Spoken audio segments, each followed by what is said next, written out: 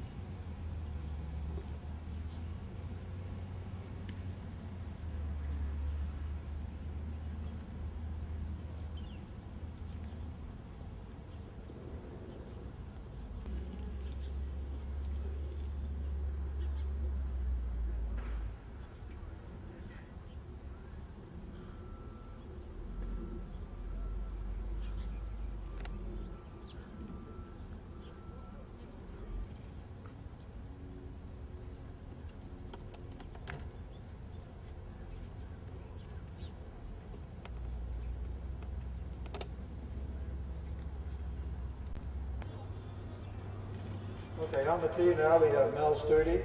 In the hole, Rex Ellsworth. And in deck, Tiny Naylor.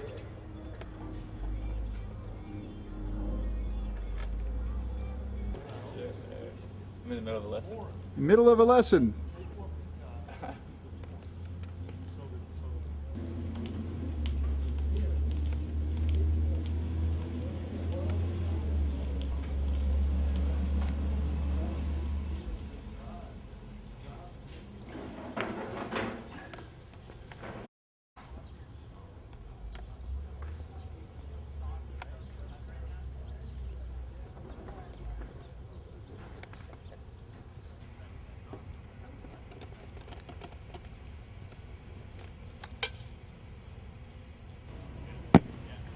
Good morning.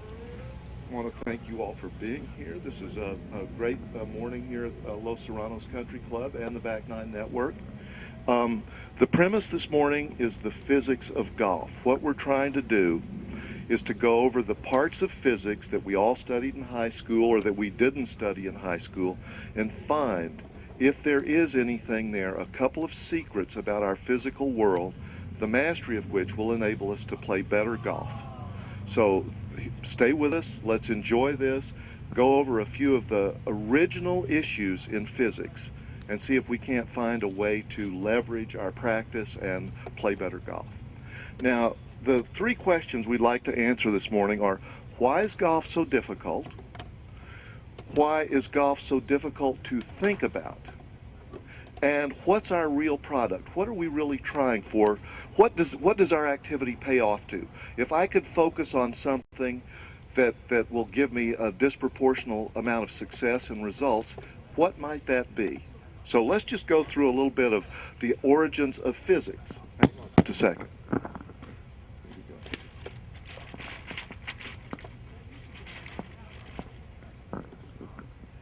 We could generalize and say that all sports pay off to a self-contradiction. You want to be accurate, and you also want to be powerful. We can all be accurate. I can move that ball to within an inch of my target if I don't have to hit it very hard. But we can also be powerful. I can stand out here, as you all can, and blast away, but without accuracy. To win at golf, it has to go a long way, and it also has to go where you want it to. And that's a self-contradiction. So, accurate without power, or power without accuracy. Now, golfers are resourceful people. This has exercised people's minds over many years. And finally, one eccentric came up with the answer. An explosion. Here we are.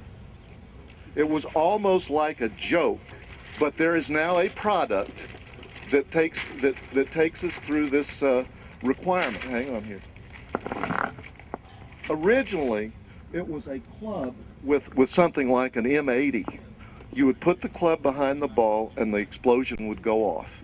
And you've got two things. Notice, the club's very accurate and it's also very powerful.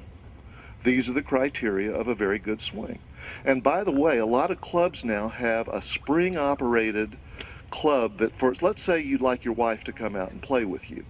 Well, they have a club that's spring-operated so that she can hold the club to the ball like this, and the spring, and she pulls the trigger, and the spring lets the contraption go, and it fires the ball. Accuracy and power. Now, we're going to go back a little bit and recapitulate the history of physics. Hang on, bear with me for a second. Do the laws of physics enable us to have a stroke which is both very slow and very fast? We want it to be very slow arriving at the ball, and we want it to be very fast at the ball. So we want something that goes slowly and also very rapidly. These are self-contradictions. But the original problem, the problem that created physics, is this very issue. Let me show you.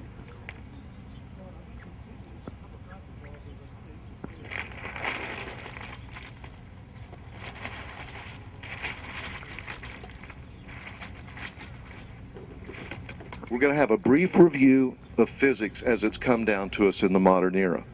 1550, Copernicus writes his little book. The sun is the center of our universe, of our solar system. This was new. And then around 1550 or 60, a German monk mathematician named Johannes Kepler gained access to information which showed that the orbit of Mars is not a circle.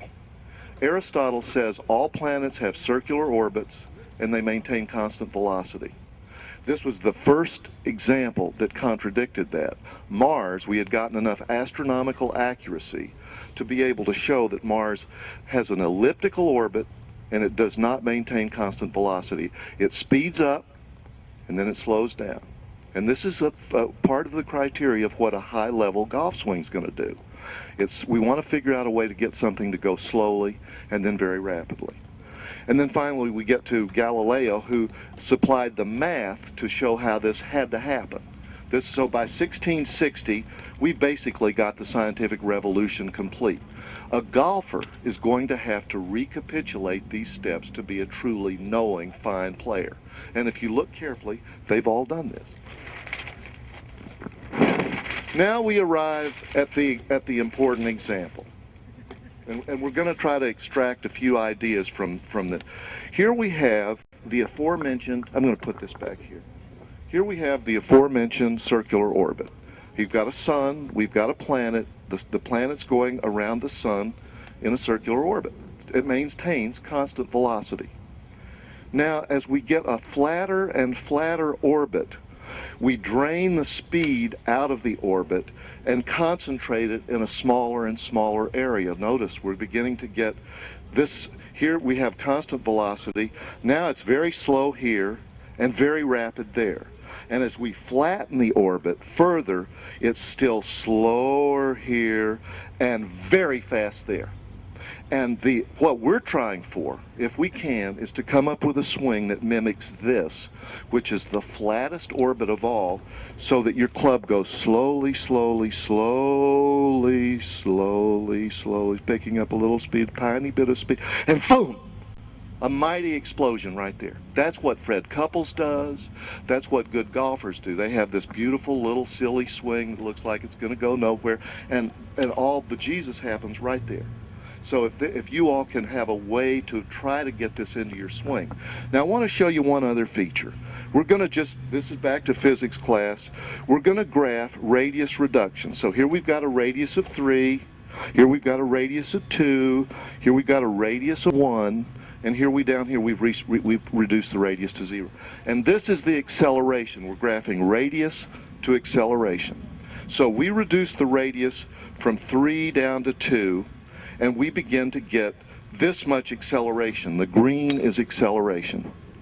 We reduce the radius from 3 to 2 to 1. The red is our acceleration, and we're getting a lot of acceleration now. But here, look what happens. We have reduced the radius down to 1 to 0. The blue is this enormous harvest of acceleration. The club is rapidly speeding up and extremely powerful when it contacts the ball. Now, one other thing. This is why golfers don't play well, in a nutshell. I think I want to speed this planet up. So which direction am I going to push the planet in? I think, oh, I'll push it this way. And this is what we normally do. Okay, I got 180 out of my 5-iron. Well, if I want 190, I'm going to swing a little bit harder. What we're doing is we're getting on the outside of this planet and pushing it in to the planet, to the sun that it's orbiting. We're overcoming our instinctive sense that to create speed with the club, we have to swing harder and push it in the direction of the intended flight of the ball.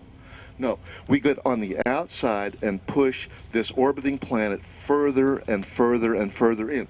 In golf terms, what this means is this harvest of force we're talking about is not from pushing that way, but from pushing this way. And this is another part of the arcanum of why people don't become good golfers, because our instinct says, everything about our experience says, I'll hit this ball harder if I just do more of this. You look at good players, and they're doing some tricky little thing right there that's making their shots go so powerfully. And what they're doing is they figured out a way to get on the outside and push this planet, this orbiting planet, in closer to the center of an orbit. One other point. This is one other point about this. If I'm going to do, I'm going to say, here's the line of the shot. I'm lining up like this. Here are my feet. Here's the ball. Here's my club, and we're going to call this the line of the shot. All right. Ultimately, power is going to be produced by my applying force in this direction rather than this direction. And when I'm doing this, when I'm actually contacting the ball, my effort is coming kind of around a circle and approaching me. It's not going there, it's going here. Now, you all play golf. Do you realize that your effort does not cross the line of the shot? You're done here. There's no more effort going that way. And if there is, you're just under swinging. You're draining the power from your swing instead of applying it to the ball. But if you think about your shot, and here's the line of the ball, when you get to here with the club, you're done. And if you're swinging, and if you're still applying a force to the club here or here, you're wasting and not applying and draining the possibility of hitting good shots. It has to stop here, and it's here that the release takes place. Yes, there's a swing that goes on here, but that's all inertial force. You've applied no effort after this instant. Now, how many golfers know that? Let's say 1 in a million. We all are applying force here, and we're still applying force here, and way force here. Who quits here? And the other thing that's very interesting is my hands come to a dead stop here. Have you seen golfers that you can see their hands when it's stopping? If you look on television carefully, it's blur, blur, blur, blur, blur, and right here you can see their hands clearly, and then blur, blur, blur, blur, blur. How can you see their hands here? Because they've come to a stop. Who knows this? Who swings a golf club like this and lets centrifugal force carry the club through? If you don't have a stop in your swing, you're wasting your force. You've got plenty of force. We all have, Mike, we're all strong enough to, women, kids, they hit the ball up bejesus, but they do it by maximizing their force and not letting it drain out by these mistakes of swinging past the ball and also not having a stop in their swing. So you all, every one of you's got way more than enough force. You're just not leveraging your force. If we can show you how to do that, you're going to turn your golf game around immediately. So here we are with our physics. Now I want to show you this. This is just an example do you remember Apollo 13? They're out there, they had a big explosion. The real question is, can they get them back from space?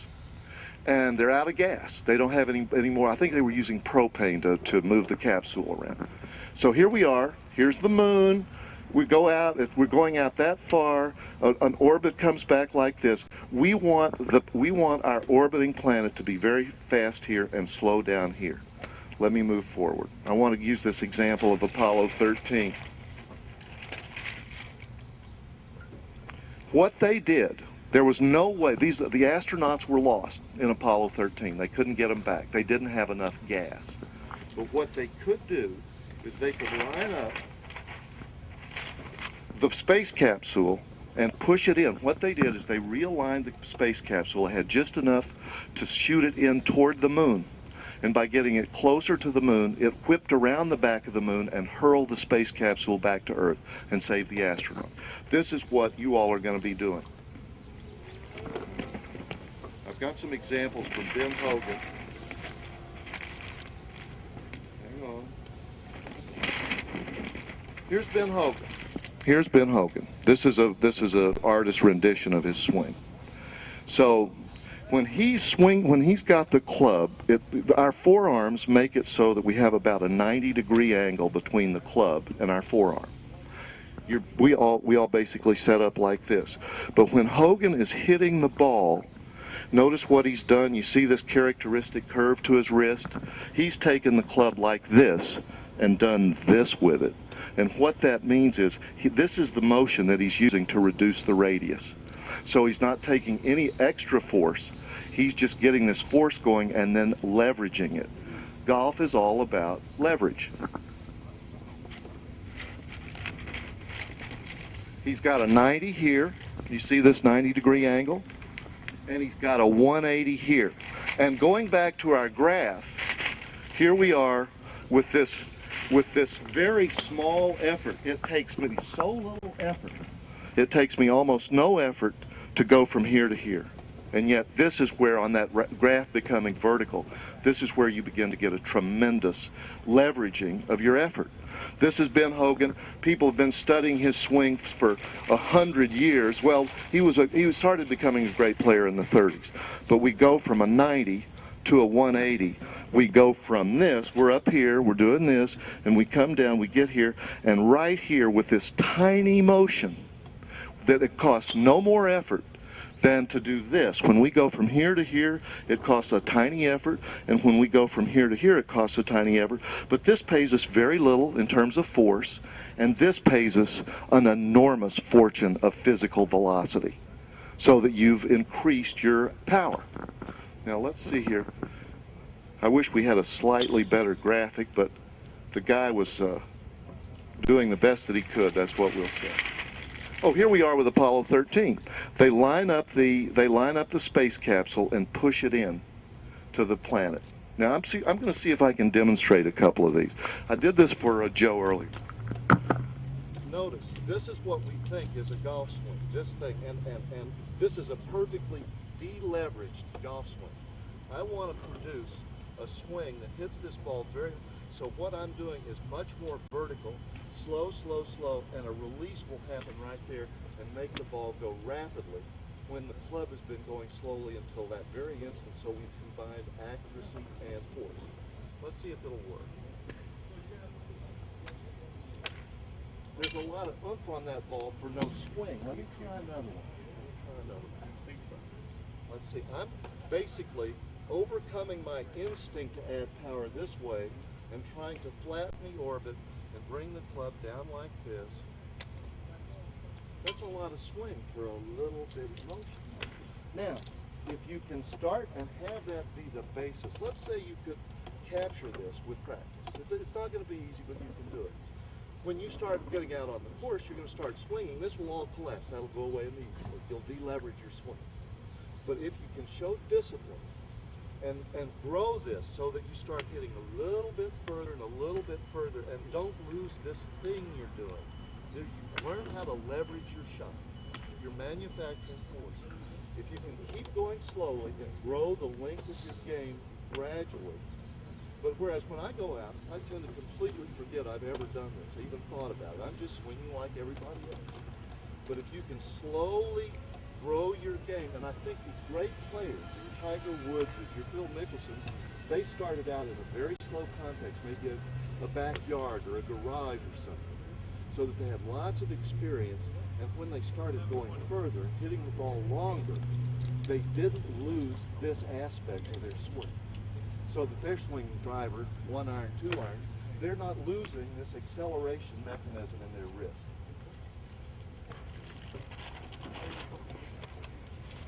We have a great golfer around here, and he was up at a pro tournament recently. And I asked him, what'd you see? You're looking at these great players. And he said, the thing that surprised me is how slowly they swung. You go to a pro tournament, nobody swings hard. They swing so beautifully smoothly. But if it's really slow, the ball doesn't go 310. The club is going fast when it meets the ball, but the swing looks slow while it's in progress. So they have basically flattened the orbit of their swing, and their club effectively goes slow, slow, slow, slow, slow, slow, very rapid speed up, very rapid speed up, very rapidly slow down. They've hidden the leverage and the acceleration in their swing. Now, got a couple of more points, and then I'd like to hit a couple more shots and throw it out to you all for some questions, maybe some observations. Because if you all can get going with this, I think you're going to be delighted with the results. One comment: if we could make golf easier to learn and enable people to have good results quickly, that would change things. The reason that they don't play well is because it's a conundrum. How do you have accuracy and length together?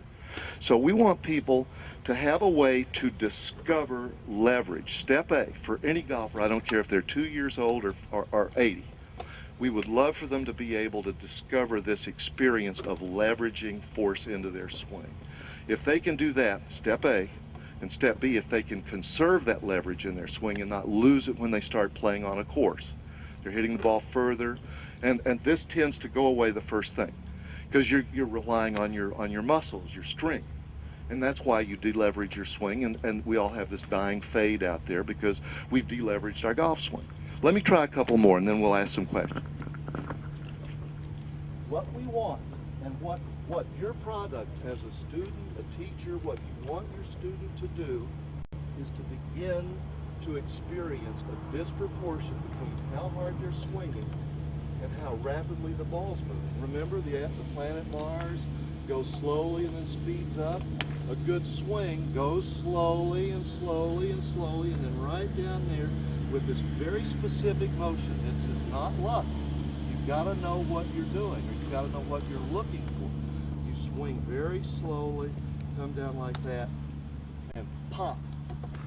You've got this. We want a disproportion between our effort and the other thing. You know, we always talk about compressing the shaft of your club, how rare it is. You have these very few good shots in a round. You can compress the shaft with a club no bigger than this if you've got acceleration in your swing. You hear that? That's a big hit for a swing that's from here to there. And what if you, okay, so let's call this your multiplier. This is what you're using to multiply. However much force you generate, it's a quantity.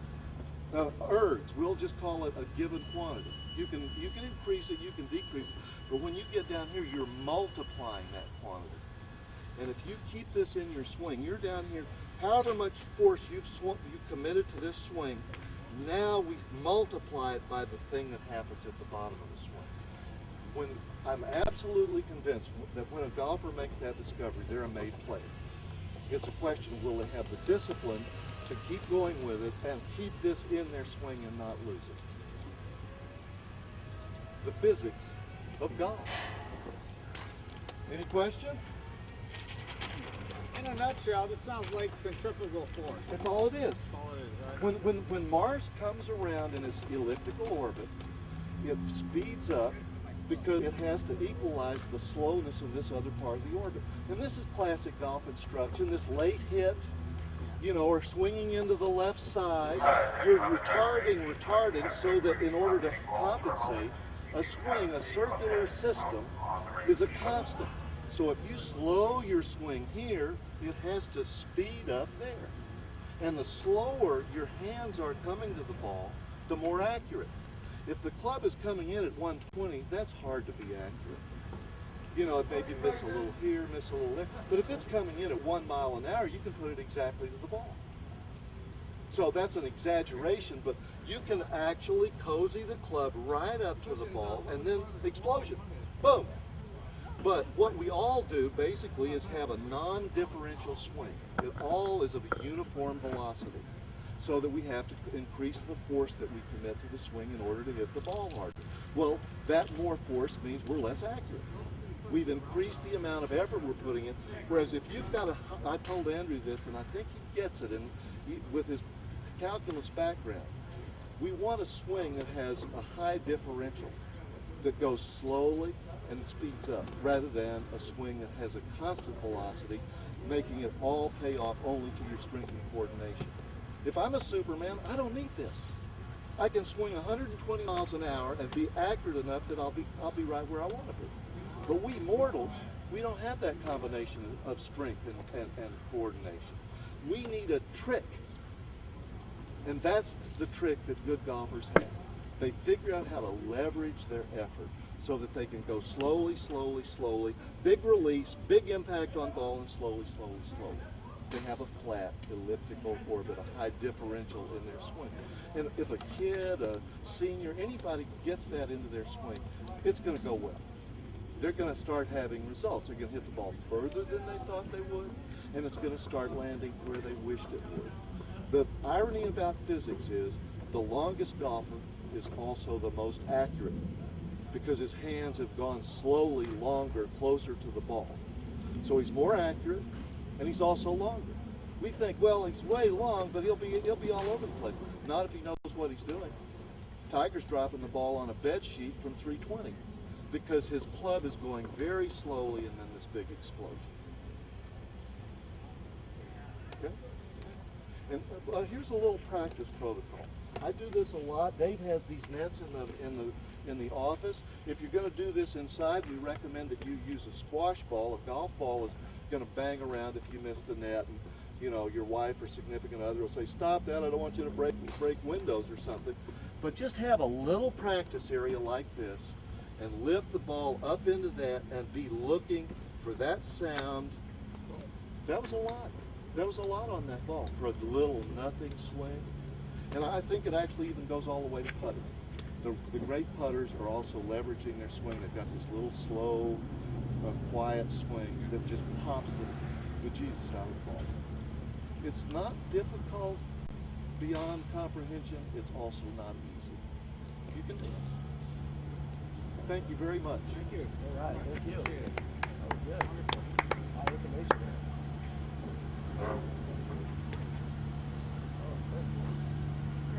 Hey, Mike, thanks for coming. We're delighted you were able to come out.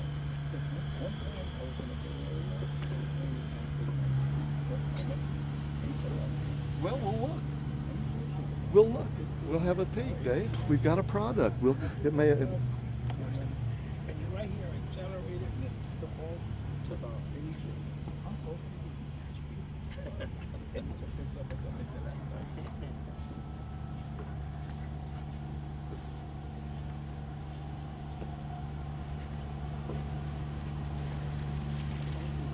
Hey, Joe, delighted. But as Dave and I joke on the phone, it has to work.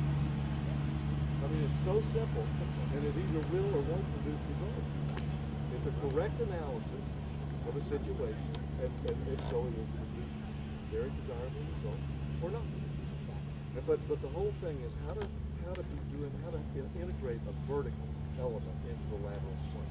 We all are swinging right to left. Okay, now how to add some top to bottom. And the more, and I think actually in terms of protocol, the cap here is a very small number. And then see if you can reintegrate it slowly a little bit. Thank you, delighted. Thank you, David.